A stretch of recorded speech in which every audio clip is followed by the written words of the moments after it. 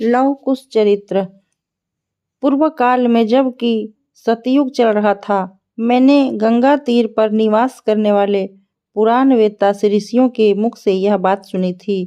महान पाप करने के कारण कातर हृदय वाले पुरुषों को तभी तक पाप का भय बना रहता है जब तक वे अपनी जिह्वा से परम मनोहर राम नाम का उच्चारण नहीं करते।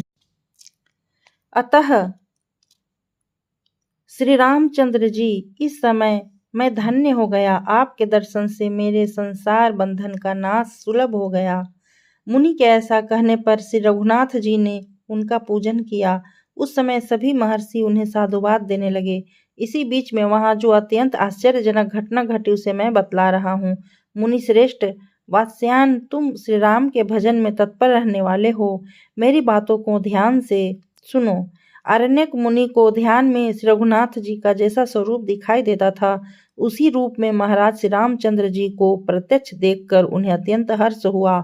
वे वहां बैठे हुए महर्षियों से बोले, मुनीश्वरों, आप लोग मेरे मनोहर वचन सुने। भला इस भूमंडल में मेरे जैसा सौभाग्यशाली मनुष्य कौन होगा। श्री रामचंद्र जी ने मुझे नमस्कार करके अपने श्री मुख से मेरा स्वागत एवं कुशल समाचार पूछा है। अतः आज मेरी समानता करने वाला न कोई है, न हुआ है और न होगा। सुरतियां भी जिनके चरण कमलों की रज को सदा ही ढूंढा करती है, उन्हीं भगवान ने आज मेरे चरणों का जल पीकर अपने को पवित्र माना है। ऐसा कहते कहते उनका ब्रह्मानंद फूट गया तथा उससे जो तेज निकला वह श्री रघुनाथ जी में समा गया। इस प्रकार सरयू के तटवर्ती यज्ञ मंडप में सब लोगों के देखते देखते आरण्यक मुनि को सायुज्य मुक्ति प्राप्त हुई, जो योगियों के लिए भी दुर्लभ है। उस समय आकाश में सूर्य और वीणा आदि बाजे बजने लगे। भगवान के आगे फूलों की वर्षा हुई। दर्शकों के लिए यह विचित्र एवं अद्भुत घटना थी। मुनियों ने भी यह दृश्य देखकर मुनीश्वर आरण्यक की प्रशंसा करते हुए कहा, ये मुनि श्रेष्ठ कृतार्थ हो गए, क्योंकि श्री रघुनाथ जी के स्वरूप में मिल गए हैं। देवपुर के राजकुमार रुक्मांग द्वारा अश्व का अपहरण। दोनों ओर की सेनाओं में युद्ध और पुष्कल के बाण से राजा वीरमणि का मूर्छित होना। वात्स्यायन बोले, फणीश्वर, जो भक्तों की पीड़ा दूर करने के लिए नाना प्रकार की कृति किया करते हैं, उन श्री रघुनाथ जी की कथा सुनने से मुझे तृप्ति नहीं होती, अधिकाधिक सुनने की इच्छा बढ़ती जाती है। वेदों को धारण करने वाले आरण्यक मुनि धन्य थे, जिन्होंने श्री रघुनाथ जी का दर्शन करके उनके सामने ही अपने नश्वर शरीर का परित्याग किया था।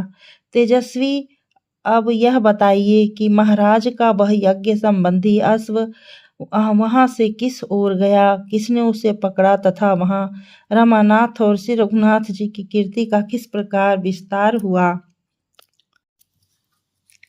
शेष जी ने कहा, ब्राह्मण ऋषि, आपका प्रश्न बड़ा सुंदर है। आप श्री रघुनाथ जी के सुने हुए गुणों को भी नहीं सुने हुए समान मानकर उनके प्रति अपना लोभ प्रकट करते हैं और बारंबार उन्हें पूछते हैं। अच्छा, अब आगे की कथा सुनिए।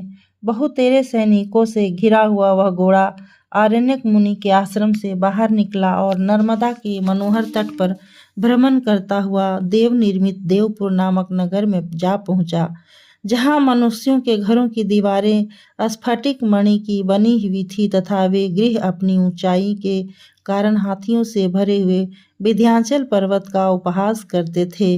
वहां की प्रजा के घर भी चांदी के बने हुए दिखाई देते थे तथा उनके गोपुर नाना प्रकार के माणिक्यों द्वारा बने हुए थे, जिनमें भांति भांति के विचित्र मणियों जड़ी हुई थी। उस नगर में महाराज वीरमणि राज्य करते थे, जो धर्मात्माओं में अग्रगण्य थे। उनका विशाल राज्य सब प्रकार के भोगों से संपन्न था। राजा के पुत्र का नाम रुक्मांगद था। वह महान शूरवीर और बलवान था। एक दिन वह सुंदर शरीर वाली रमणियों के साथ विहार करने के लिए वन में गया और वहां प्रसन्नचित्त होकर मधुर वाणी में मनोहर गान करता हुआ विचरने लगा। इसी समय परम बुद्धिमान राजा धीराज श्री रामचंद्र जी का वह शोभाशाली अश्व उस वन में जा पहुंचा। उसके ललाट में स्वर्ण पत्र में बंधा हुआ शरीर का रंग गंगा जल के समान स्वच्छ था, परंतु केसर और कुमकुम से चर्चित होने के कारण कुछ पीला दिखाई देता था। वह अपनी तीव्र गति से वायु के वेग को भी तिरस्कृत कर रहा था। उसका स्वरूप अत्यंत कौतूहल से भरा हुआ था। उसे देखकर राजकुमार की स्त्रियों ने कहा, प्रियतम, स्वर्ण पत्र से शोभा पाने वाला महान अश्व किसका है?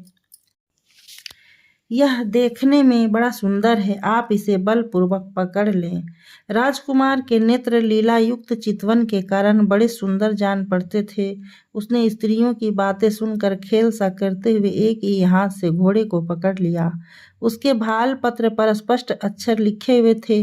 राजकुमार उसे बाँच कर हंसा और उस महिला मंडल में इस प्रकार बोला, अहो, शौर्य और संपत्ति में मेरे पिता महाराज वीरमणि की समानता करने वाला इस पृथ्वी पर दूसरा कोई नहीं है। तथापि उनके जीते जी ये राजा रामचंद्र इतना अहंकार कैसे धारण करते हैं? पिनाकधारी भगवान शंकर जिनकी सदा रक्षा करते रहते हैं तथा देवता, दानव और यक्ष अपने मणिमय मुकुटों द्वारा जिनके चरणों की वंदना किया करते हैं, वे महाबली मेरे पिताजी ही इस घोड़े के द्वारा अश्वमेध यज्ञ करें। इस समय यह घुड़साल में जाए और मेरे सैनिक इसे लेकर जाएं, वहां बांध दे। इस प्रकार उस घोड़े को पकड़कर राजा वीरमणि का ज्येष्ठ पुत्र रुक्मांगद अपनी पत्नियों के साथ नगर में आया। उस समय उसके मन में बड़ा उत्साह भरा हुआ था। उसने पिता से जाकर कहा, मैं रघुकुल के स्वामी श्री रामचंद्र का घोड़ा ले आया हूँ। यह इच्छा अनुसार चलने वाला अद्भुत अश्वमेध यज्ञ के लिए छोड़ा गया था। राम के भाई शत्रुघ्न अपनी विशाल सेना के साथ इसकी रक्षा के लिए आए हैं। महाराज, वीरमणि बड़े बुद्धिमान थे। पुत्र की बात सुनकर उन्होंने उसके कार्य की प्रशंसा नहीं की। सोचा कि यह घोड़ा लेकर चुपके से चला आया है, इसका यह कार्य तो चोर के समान है। अद्भुत कर्म करने वाले भगवान शंकर राजा के इष्ट देव थे। उनसे राजा ने सारा हाल कह सुनाया। तब भगवान शिव ने कहा, राजन, तुम्हारे पुत्र ने बड़ा अद्भुत काम किया है। यह परम बुद्धिमान भगवान श्री राम के महान अश्व को हर लाया है, जिनका मैं अपने हृदय में ध्यान करता हूँ, जिह्वा से जिनके नाम का उच्चारण करता हूँ। उन्हीं श्री राम के यज्ञ संबंधी अश्व का तुम्हारे पुत्र ने अपहरण किया है। परंतु इस युद्ध में एक बहुत बड़ा लाभ यह होगा कि हम लोग भक्तों द्वारा सेवित श्री रघुनाथ जी के चरण कमलों का दर्शन कर सकेंगे। परंतु अब हमें अश्व की रक्षा के लिए महान प्रयत्न करना होगा। इतने पर भी मुझे संदेह है कि शत्रुघ्न के सैनिक मेरे द्वारा रक्षा किए जाने पर भी इसे बलपूर्वक पकड़ ले जाएंगे। इसलिए महाराज, मैं तो यही सलाह दूंगा कि तुम विनीत होकर जाओ और राज्य सहित इस सुंदर अश्व को भगवान की सेवा में अर्पण करके उनके चरणों का दर्शन करो। वीरमणि बोले, भगवान, क्षत्रियों का यह धर्म है कि वे अपने प्रताप की रक्षा करें। अतः हर एक मानी पुरुष के लिए अपने प्रताप की रक्षा करना कर्तव्य है। इसके लिए उसे अपनी शक्ति भर पराक्रम करना चाहिए। आवश्यकता हो तो शरीर को भी होम देना चाहिए। सहसा किसी के शरण में जाने से शत्रु उपहास करते हैं। वे कहते हैं, यह कायर है, राजाओं में अधम है, क्षुद्र है। इस नीच ने भय से विभल होकर अन्याय पुरुषों की भांति शत्रु के चरणों में मस्तक झुकाया है। अतः अब युद्ध का अवसर उपस्थित हो गया है। इस समय जैसा उचित हो वही आप करें। कर्तव्य का विचार करके आपको अपने इस भक्त की रक्षा करना चाहिए।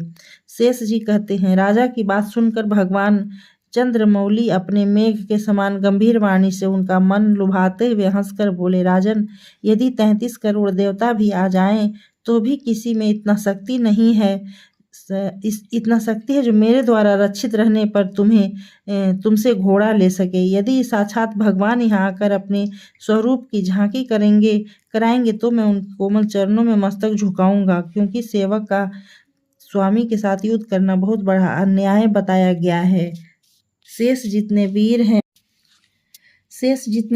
वे मेरे लिए तिनके के समान हैं, कुछ भी नहीं कर सकते। अतः राजेंद्र, तुम युद्ध करो, मैं तुम्हारा रक्षक हूँ। मेरे रहते कौन ऐसा वीर है जो बलपूर्वक घोड़ा ले जा सके? यदि त्रिलोकी भी संगठित होकर आ जाए तो मेरा कुछ भी नहीं बिगाड़ सकती। इधर से रघुनाथ जी के जितने सैनिक थे वे अश्व का मार्ग ढूंढ रहे थे। इतने ही में महाराज शत्रुघ्न भी अपनी विशाल सेना के साथ आ पहुंचे। आते ही उन्होंने सभी सेवकों से प्रश्न किया, कहाँ है मेरा अश्व? स्वर्णपत्र से सुशोभित वह यज्ञ संबंधी घोड़ा इस समय दिखाई क्यों नहीं देता? उनकी बात सुनकर अश्व के पीछे चलने वाले सेवकों ने कहा, नाथ, उस मन के समान तीव्रगामी अश्व को इस जंगल में किसी ने हर लिया, हमें भी वह कहीं दिखाई नहीं देता।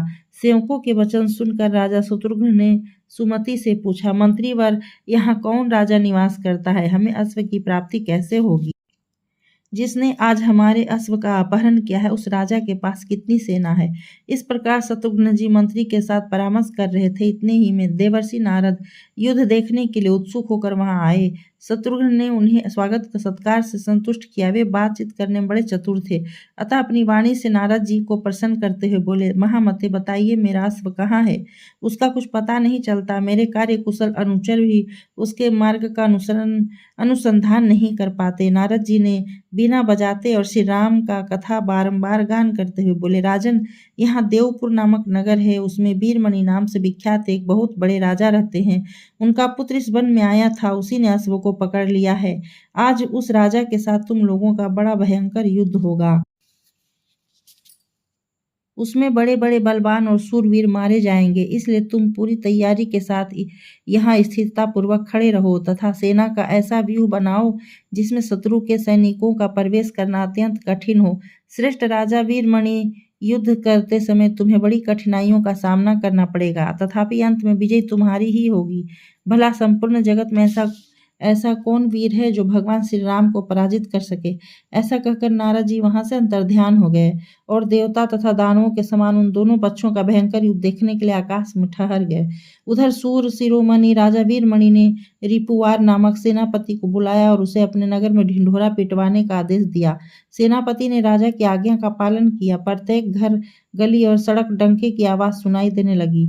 लोगों को जो घोषणा सुनाई गई वह इस प्रकार थी, राजधानी में जो वीर उपस्थित हैं वे सभी शत्रु पर चढ़ाई करें।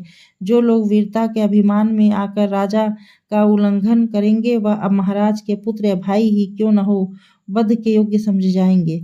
फिर से डंका बजाकर उपयुक्त घोषणा दोहराई जाती है। सभी वीर सुन ले और सुनकर शीघ्र ही अपने कर्तव्य का पालन करें। विलंब नहीं होना चाहिए। नरश्रेष्ठ वीरमणि के सैनिक श्रेष्ठ योद्धा थे। उन्होंने यह घोषणा अपने कानों से सुनी और कवच आदि से सुसज्जित होकर वे महाराज के पास गए। उनकी दृष्टि में युद्ध एक महान उत्सव के समान था। उसका अवसर पाकर उनका हृदय हर्ष और उत्साह से भर गया। राजकुमार रुक्मांग भी अपने मन के समान वेगशाली रथ पर सवार होकर आए। उनके छोटे भाई शुभांगद भी अपने सुंदर शरीर पर बहुमूल्य रत्न में कवच धारण करके रत्नों में सम्मिलित होने के लिए उपस्थित हुए। महाराज के भाई का नाम था वीर सिंह। वे सभी प्रकार के अस्त्र शस्त्रों की विद्या में प्रवीण थे।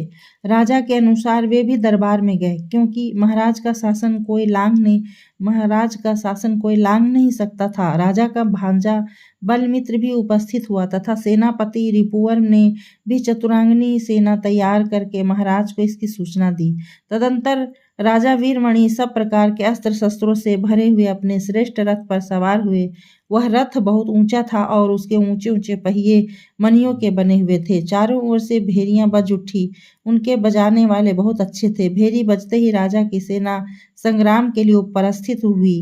सर्वत्र कोलाहल छा गया। महाराज वीरमणि युद्ध के उत्साह से युक्त होकर रण क्षेत्र की ओर गए। राजा की सेना आ पहुंची। शस्त्र संचालन में चतुर रथियों के द्वारा समूची सेना में महान कोलाहल छा रहा था।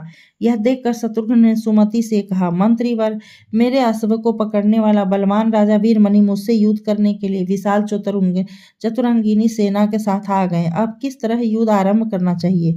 कौन कौन महाबली योद्धा का इस समय युद्ध करेंगे? उन सबको आदेश दो, जिससे संग्राम में हमें मनोवांछित फल प्राप्त हो।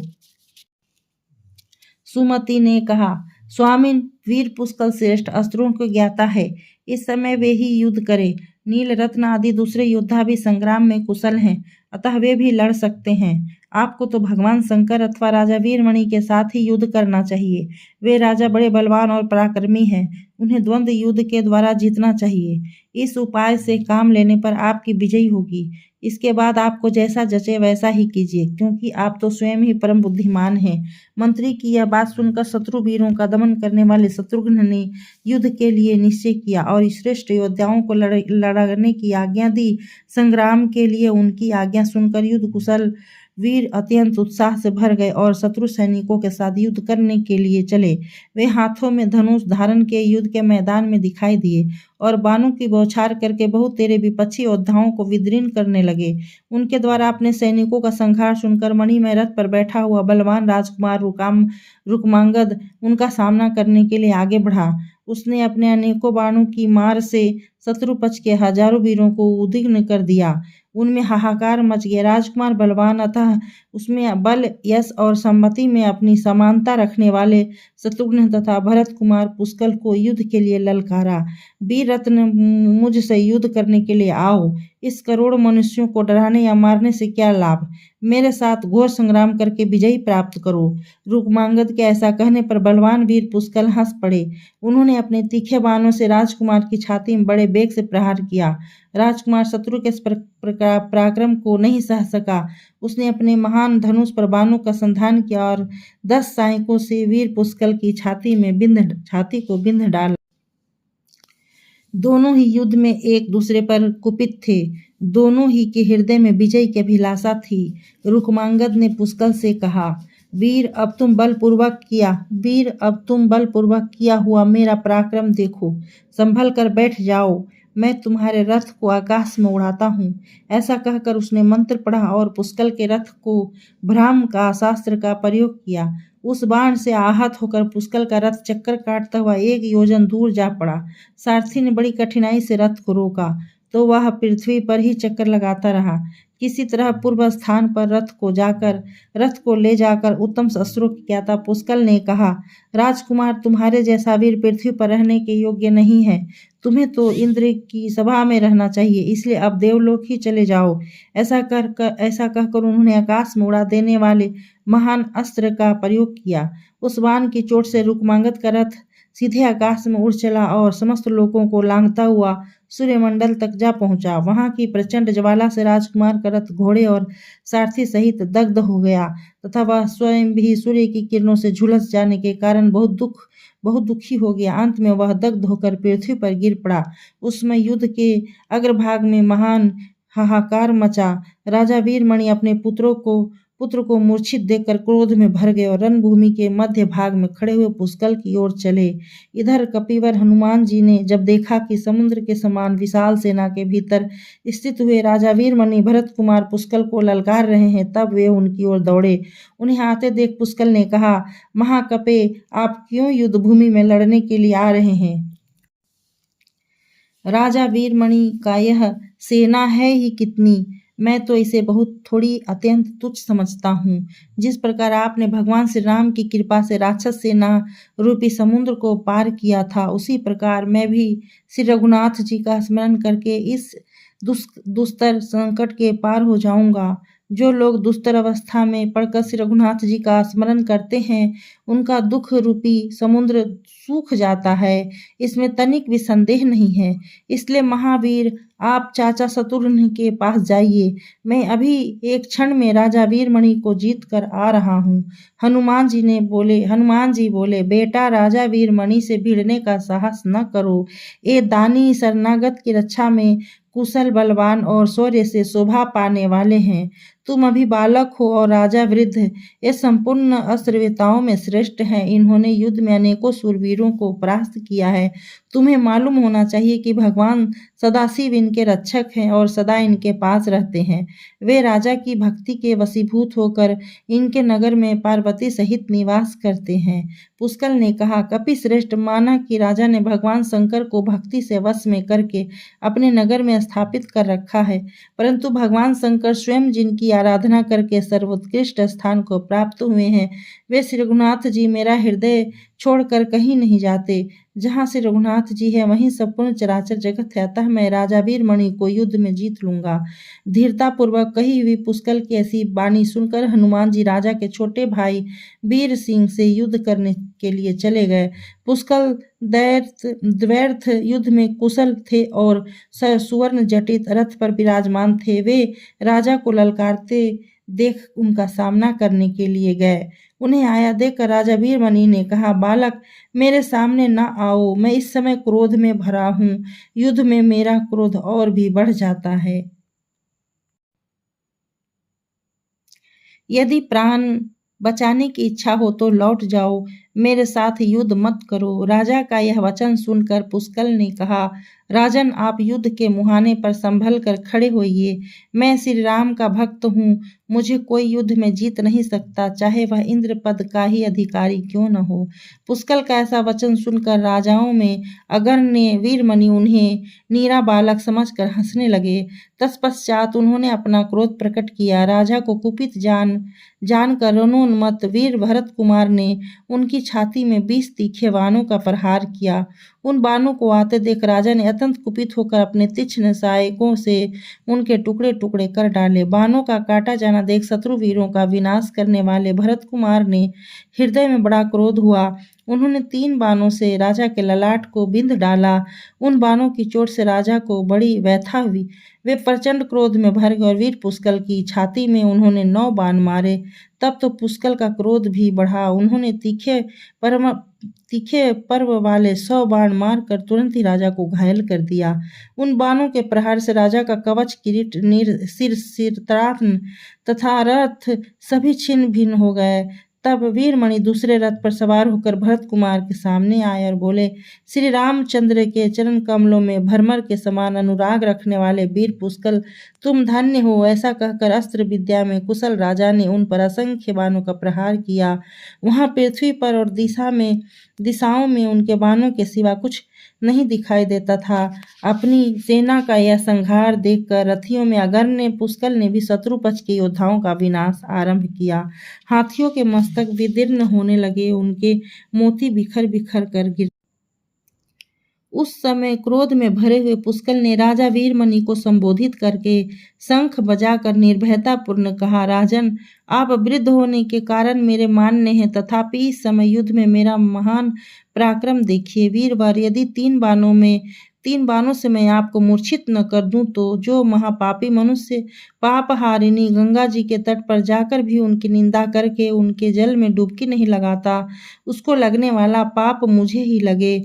यह कहकर पुष्कल ने राजा के महान वक्षस्थल को, जो कीवाणों के समान विस्तृत था, निशाना बनाया और एक अग्नि के समान तेजस्वी एवं तीक्ष्ण बाण छोड़ा। किंतु राजा ने अपने बाण से पुष्कल के उस बाण को 2 टुकड़े कर डाले। उन्हीं में से एक टुकड़ा तो भूमंडल को प्रकाशित करता हुआ पृथ्वी पर गिर पड़ा और दूसरा राजा के रथ पर गिरा। तब पुष्कल ने अपना मातृभक्ति जनित पुण्य अर्पण करके दूसरा बाण चलाया, किंतु राजा ने अपने महान बाण से उसको भी काट दिया। इससे पुष्कल के मन में बड़ा खेद हुआ। वे सोचने लगे अब क्या करना चाहिए। इतने ही में उन्हें एक उपाय सूझ गया। वे श्रेष्ठ अस्त्रों के ज्ञाता तो थे ही, अपनी पीड़ा दूर करने वाले श्री रघुनाथ जी का उन्होंने मन ही मन स्मरण किया और तीसरा बाण छोड़ दिया। वह बाण सर्प के समान विषैला और सूर्य के समान प्रज्वलित था। उसने राजा की छाती में चोट पहुंचाकर उन्हें मूर्छित कर दिया। राजा के मूर्छित होते ही उनकी सारी सेना हाहाकार मचाती हुई भाग चली और पुष्कल विजयी हुआ।